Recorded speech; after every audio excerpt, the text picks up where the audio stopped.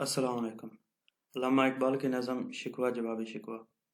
شکوہ جو کہ مکمل ترجمے کے ساتھ پہلے ہی مکمل ہو چکی ہے، اب اس کا دوسرا حصہ شکوہ آپ ہماری ویب سائٹ بھی وزٹ کر سکتے ہیں، جس کا لنک نیچے دیا گیا ہے۔ جواب شکوہ: دل سے جو بات نکلتی ہے اثر رکھتی ہے، پر نہیں طاقت پرواز مگر رکھتی ہے۔ قدسی الحاصل ہے، رفعت پہ نظر رکھتی ہے، خاک سے اٹھتی ہے گردوں پہ نظر رکھتی ہے۔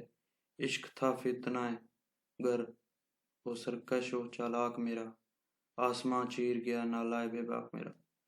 اس پہلے بند میں علامہ اقبال فرماتے ہیں، دل سے نکلی ہوئی پرخلوص بات اپنا اثر ضرور رکھتی ہے، پروں کے بغیر بھی طاقت پرواز اس میں سموئی ہوئی ہوتی ہے۔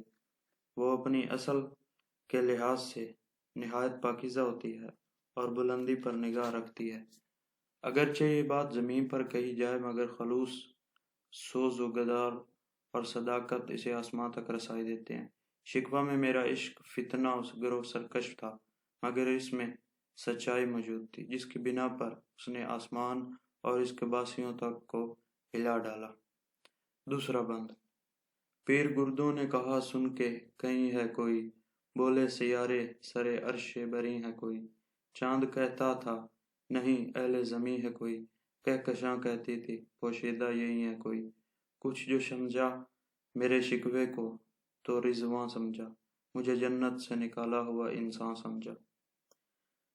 اس میں علامہ اقبال فرماتے ہیں، جب میرا شکوہ آسمان پر پہنچا تو آسمان نے سن کر کہا کہ یہیں کوئی ہے جو فریاد کر رہا ہے۔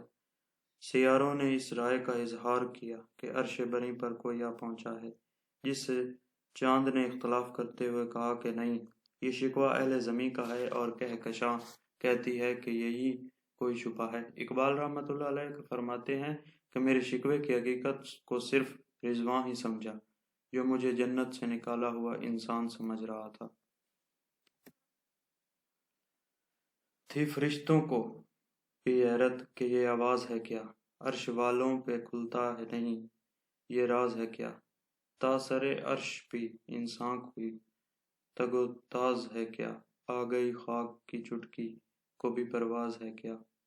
غافل آداب سے سکان زمیں کیسے ہیں، شوخ و گستاخ پستی کے مکائیں کیسے ہیں۔ فرشتے بھی اس شکوے پر حیران تھے کہ یہ آواز کیسی ہے۔ عرش والوں پر بھی اس کا شکوے کا راز نہ کھل سکا، اور وہ سوچنے لگے کہ کیا انسان کی رسائی عرش کے سرے تک بھی ہو گئی ہے، اور کیا خاک کی چٹکی میں اتنی صلاحیت موجود ہے کہ وہ اس بلندی تک پرواز کر سکے۔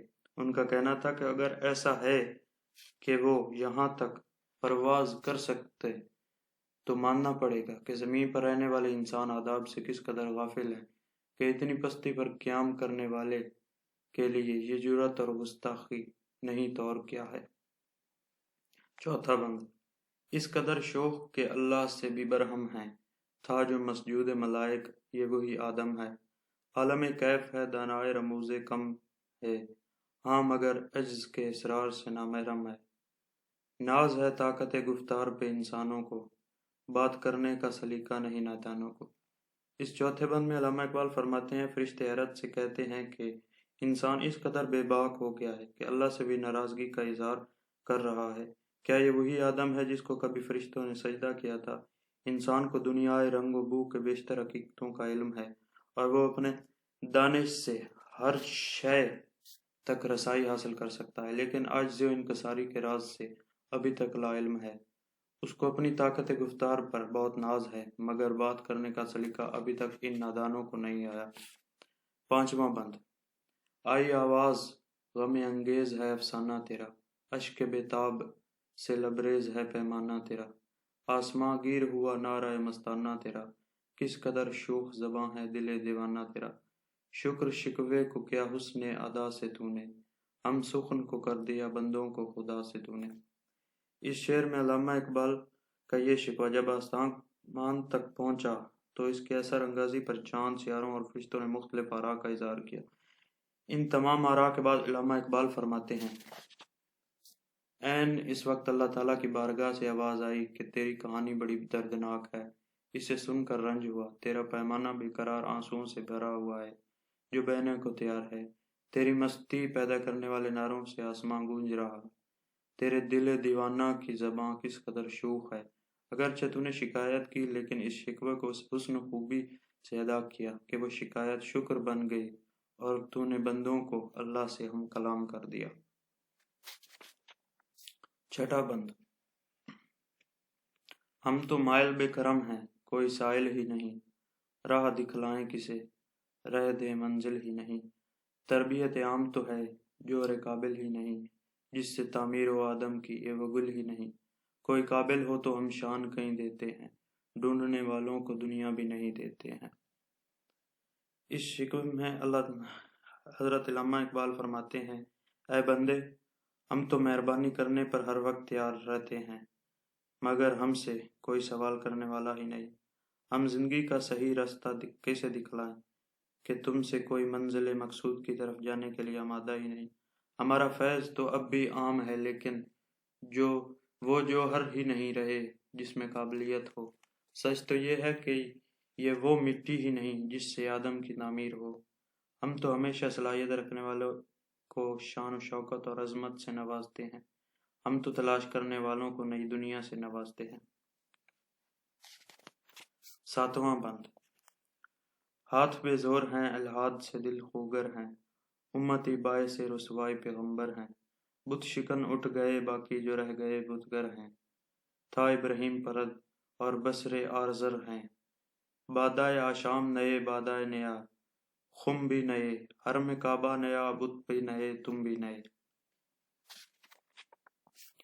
اس میں علامہ اقبال فرماتے ہیں، اے مسلمانوں، تمہارے ہاتھ بے زور ہو چکے ہیں، تمہارے دل بے دینی کے عادی نظر آتے ہیں۔ اپنی بدعمالیوں کے باعث تم لوگ اپنے پیغمبر حضرت مصطفیٰ صلی اللہ علیہ وآلہ وسلم کی شان میں گستاخی کا سبب بن رہے ہو۔ جو لوگ بتوں کو ڈھانے والے اور باطل کو ختم کرنے والے تھے، وہ کب دنیا سے رخصت ہو چکے۔ تم لوگ بت بنانے اور باطل نظریات کا پرچہ کرنے والے ہو۔ تمہارے اسلاف حضرت ابراہیم علیہ السلام تو بتوں کو توڑنے والے تھے اور تم آزر کی مانند بت پرست ہو۔ آج نیا خم نئی شراب اور نئے شراب نوش بنتے جا رہے ہیں، در حقیقت آج کل کے بت بھی نئے ہیں اور تم بھی نئے ہو۔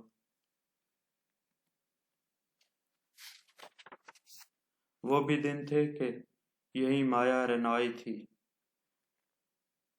نازش موسم میں گل لالہ صحرائی تھا۔ جو مسلمان تھا اللہ کا سودائی تھا، کبھی محبوب تمہارا یہی ارجائی تھا۔ کسی یکجائی سے اب عہد غلامی کر لو، ملت احمد مرسل کو مقامی کر لو۔ وہ زمانہ فروش نہیں کیا جا سکتا جبکہ اسلام ہی ہر اچھائی کا سرمایہ تسلیم کیا جاتا تھا۔ اس صحرائے عرب میں پیدا ہونے والے لالۂ ملت اسلامیہ پر موسم بہار کو ناز تھا۔ اس وقت ہر مسلمان اللہ کا دیوانہ تھا، جسے آج تم ہر جائی کہہ رہے ہو، کبھی یہی تمہارا محبوب ہوا کرتا تھا۔ اگر میں ہر جائی ہوں تو جاؤ کسی یکجائی سے غلامی کا عہد کر لو، میرے محبوب محمد صلی اللہ علیہ وآلہ وسلم کی عالمگیر امت کو مقامی کر لو۔ نواں بند۔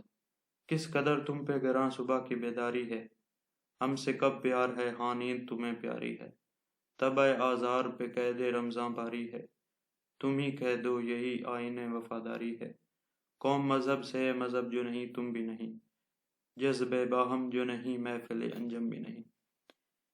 بارگاہ الہی سے آنے والے آواز مسلمانوں کو مخاطب کر کے کہتی ہے، تم لوگوں پر صبح کی نماز کے لیے اٹھنا کس قدر گراں گزرتا ہے۔ یہ اس بات کی نشاندہی کرتا ہے کہ اب تم ہم سے اپنے اسلاف کی مانند محبت نہیں کرتے، بلکہ نیند تمہیں زیادہ عزیز ہو گئی ہے اور رمضان کے روزے رکھنا تمہاری آزاد طبیعت پر بھاری ہو گیا ہے۔ اب تم ہی بتاؤ کہ کیا یہی وفاداری کے اصول ہیں۔ قوم مذہب سے بنتی ہے، جب تم نے مذہب کو چھوڑ دیا تو قوم بھی زندہ نہیں رہ سکتی۔ ستاروں میں باہم کشش نہ ہو تو ستارے اپنی جگہ پر قائم نہیں رہ سکتے۔ 10واں بند۔ جن کو آتا نہیں دنیا میں کوئی فن تم ہو، نہیں جس قوم کو پروائے نشیمن تم ہو۔ بجلیاں جس میں ہوں آسودہ وہ خرمن تم ہو، بیچ کھاتے ہیں جو اسلاف کے مدفن تم ہو نکو نام جو قبروں کے تجارت کر کے، کیا نہ بیچوں گے جو مل جائے صنم پتھر کے۔ بارگاہ الہی سے آنے والی آواز شکوہ کا جواب دیتے ہوئے کہتی ہے، موجودہ دور کے مسلمان وہ ہیں جن کو کوئی فن نہیں آتا۔ تم وہ لوگ ہو جن کو اپنے ٹھکانے کی کوئی پرواہ نہیں۔ تمہاری مثال غلے کے اس انبار کی سی ہے جس میں بجلیاں آرام کر رہی ہیں۔ تم لوگ تو اپنے بزرگوں کے قبرستان بھی بیچ کھاتے ہو۔ قبروں کی تجارت کو تم لوگ نیک نامی سمجھتے ہو اور تمہیں اس سے کوئی شرم نہیں محسوس ہوتی، تو کیا پتھر کے بت مل جانے پر انہیں نہ بیچو گے؟